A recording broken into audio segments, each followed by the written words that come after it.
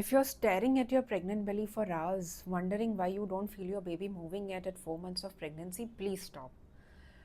Do not immediately think that there is something wrong with your baby or with you. Hi, I am Dr. Nitya Asudani, MS OB-GYN, and I treat anxious mothers daily who drive themselves to sleepless night why their baby has not moved yet. You might hear a lot of things that from your friends and family that their baby moved a lot during the pregnancy. It moved right from the first month, or it didn't move at all, and they had a very undisturbed, smooth pregnancy. But the reality is that your baby starts moving from as early as 7 weeks of pregnancy. That is roughly around the time that you got your first ultrasound done in the pregnancy. But you don't just feel it yet because your baby is very small right now. For most mothers, this magical moment of you feeling your baby moving for the first time happens at around 20 weeks if if it is your first pregnancy.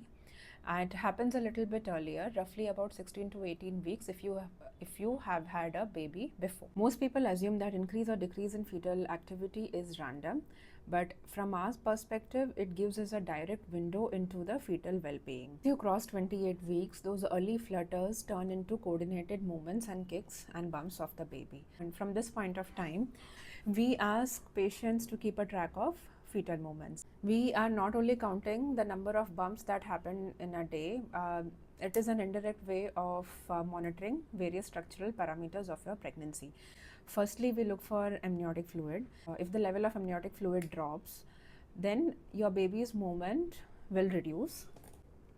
If the level of amniotic fluid is too high, then even if the baby is moving quite frequently, the mother might not feel the movement.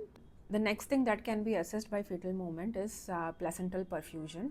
So if by any reason the blood flow to the placenta and hence the blood flow to the baby reduces, then your baby will conserve its energy and nutrition by reducing its movement.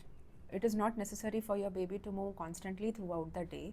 In the uterus, they sleep for about 20 to 40 minutes at a stretch.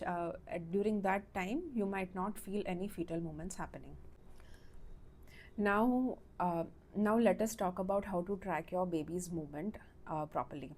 You cannot rely on loose guesses or outdated tracking methods once you are in your advanced pregnancy.